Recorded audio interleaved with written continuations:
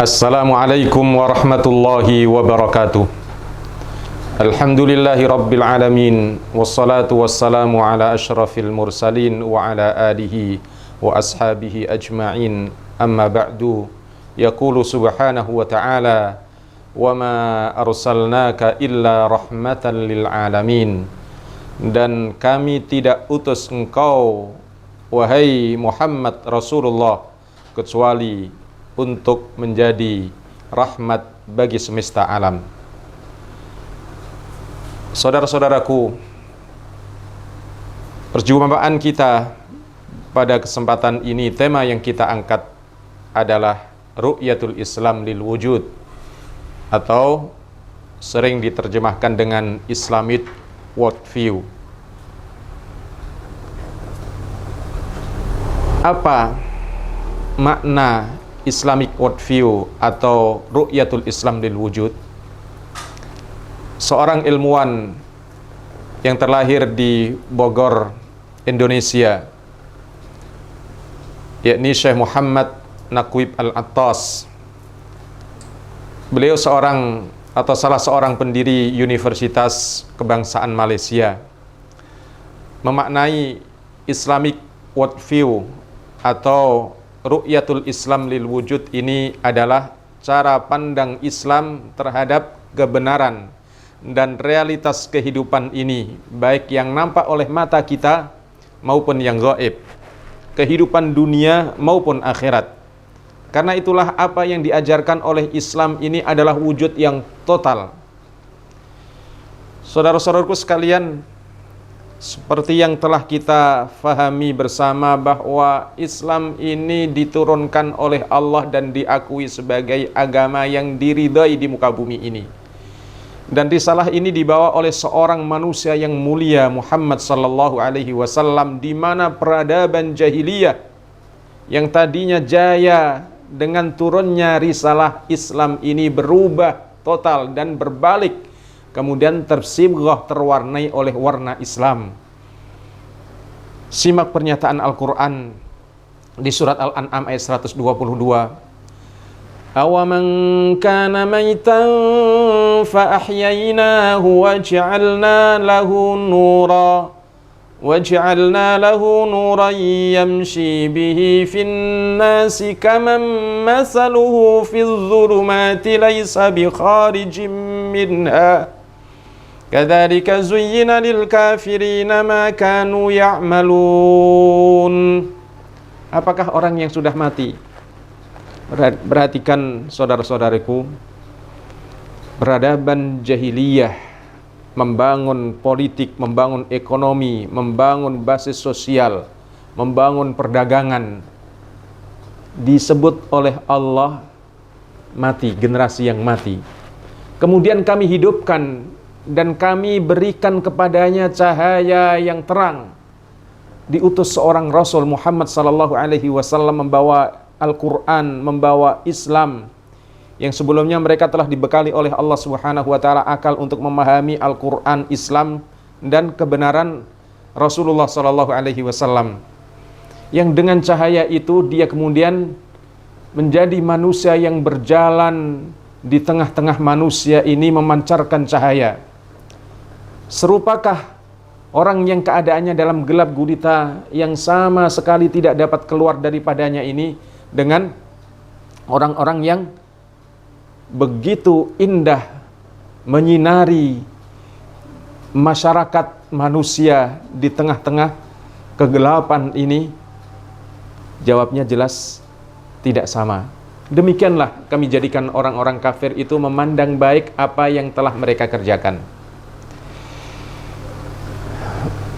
Pertanyaan kemudian yang kita ajukan, mengapa Islamic Worldview ini harus tampil ke permukaan saat ini?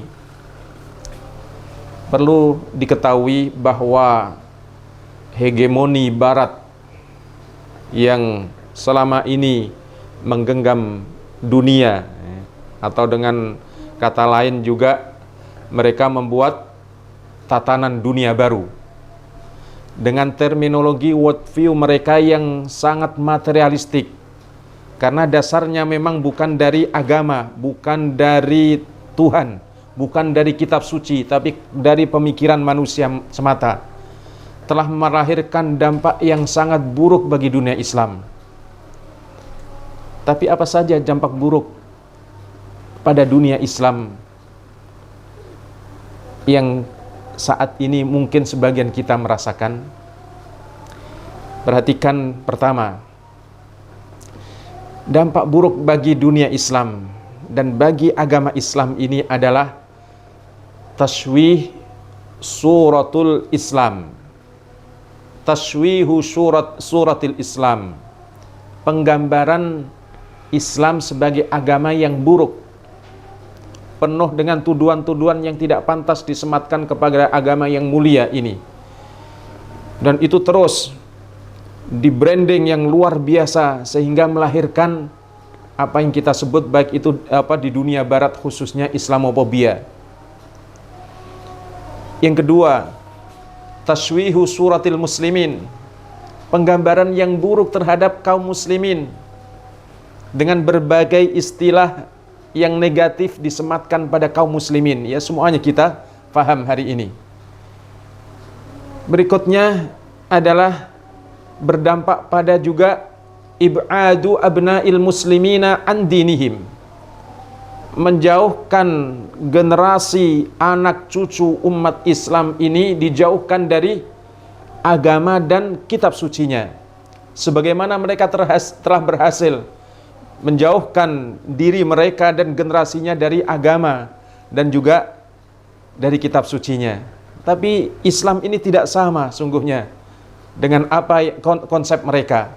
Maka yang kesemuanya itu berdampak pada kemunduran umat Islam dan ini berbahaya. Satu contoh, apa yang diutarakan oleh seorang peneliti dari INSIS, Dr. Wido Supraha, merangkum apa yang telah digambarkan oleh Barat ini dalam sebuah buku The Eastern Origin of Western Civilization, tulisan John Hobson. Beliau, Pak Doktor, meringkas beberapa doktrin yang didoktrinkan oleh Barat kepada generasi mereka dan juga kepada dunia Islam. Apa itu? Barat itu dinamis, penemu, terampil, proaktif, rasional, ilmiah, saintifik, disiplin. Ini semuanya ya. Jadi memerintah, kontrol diri, masuk akal, cepat mengerti, berorientasi jiwa, paternal, bebas, fungsional, berperadaban, moral dan ekonomi bersifat progresif, luar biasa. Ini gambaran Barat yang didoktrinkan kepada generasi mereka dan kepada dunia Islam. Makanya kita perhatikan dunia Islam hari ini, banyak orang Islam juga melihat Barat itu wah, mempesona. Tapi kalau menggambarkan Timur alias dunia Islam, apa gambaran mereka?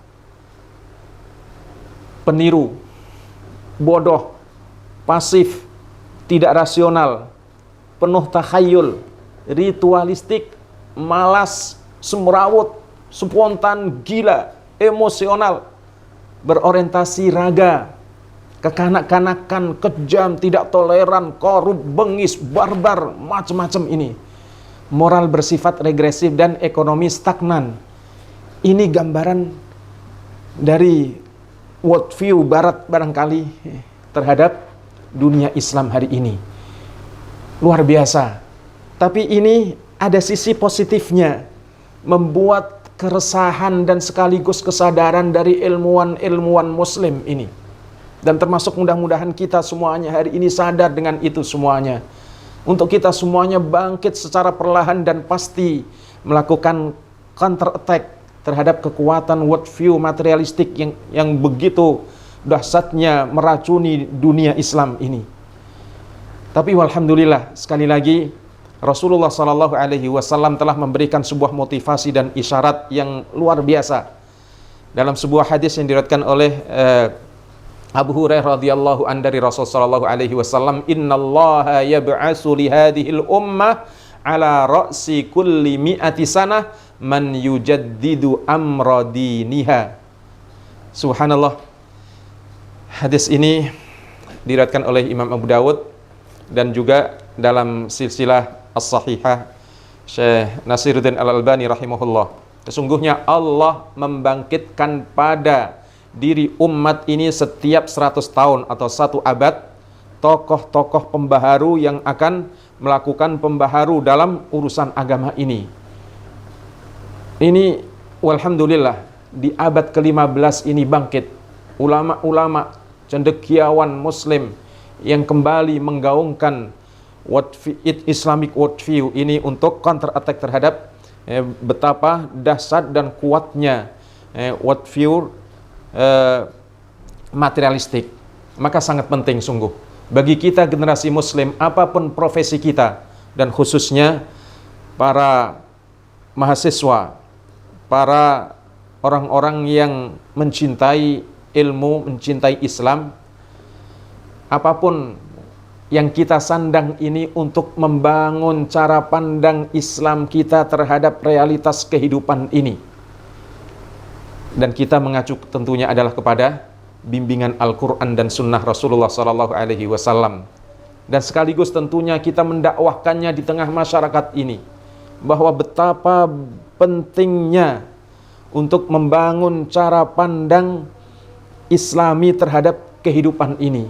Kenapa demikian? Karena konsep kehidupan yang didasarkan pada ketakwaan kepada Allah Subhanahu wa taala akan menjadikan jalan kehidupan manusia ini menjadi lurus. Karena Islam ini menuntun kepada jalan yang benar. Dan begitu juga sebaliknya. Ini bahaya bila kehidupan seseorang meniadakan keberadaan Allah, meniadakan hubungan dengan kitab suci Al-Quran khususnya bagi kita, maka jalan hidupnya akan berujung pada kehancuran dan kesesatan. Perhatikan arahan Allah Subhanahu wa taala, fa imma ya'tiyannakum minni huda faman ittaba'a hudaya fala yadhillu wa la yashqa wa man a'rada an dhikri fa inna lahu ma'ishatan dhanka wa nahsyuruhu yawmal qiyamati a'ma. Allahu akbar. Maka jika datang kepadamu, kepada kita semuanya petunjuk dariku, yakni dari Allah, lalu barang siapa mengikuti petunjuk Allah, maka ia akan selalu berada dalam petunjuk dan tidak akan sesat, tidak akan celaka. Tapi barang siapa berpaling dari peringatan Allah, dari petunjuk Allah, maka baginya penghidupan yang sempit, dan kami akan menghimpunkannya pada hari kiamat dalam keadaan buta. Begitu Allah Subhanahu wa taala beritakan dan informasikan kepada kita semuanya. Maka subhanallah, Islamic worldview atau pandangan Islam secara total ini dapat menjadikan kepribadian muslim menjadi lebih taat kepada Allah Subhanahu wa taala dan lebih bersikap toleran kepada sesama. Karena semakin baik cara pandang kita terhadap kehidupan ini melalui bimbingan dan tuntunan Al-Quran dan Sunnah, maka kita akan semakin toleran, akan semakin baik kita menghadapi berbagai macam problematika kehidupan ini. Dan Islamic worldview ini menjadi jalan keluar bagi setiap manusia mana saja yang gagal dalam melihat kehidupan ini secara menyeluruh. Ya, karena hanya Islam yang mengajarkan pada kita semuanya kehidupan baik yang nampak, yang kita pandang ini, atau yang gaib, dunia atau akhirat, hanya Islam. Maka itulah setiap kita muslim memiliki visi besar dalam kehidupan ini. Rabbana atina fid dunya hasanah wa fil akhirati hasanah wa qina adzabannar. Kita bangun sukses dunia ini dan kita selamat nanti di akhirat, masuk surga, selamat dari siksa api neraka. Demikian kilas singkat Islamic worldview ini, apa dan sejauh mana ia penting bagi kita. Sampai jumpa pada tema berikutnya. Terima kasih atas perhatian saudara. Assalamualaikum warahmatullahi wabarakatuh.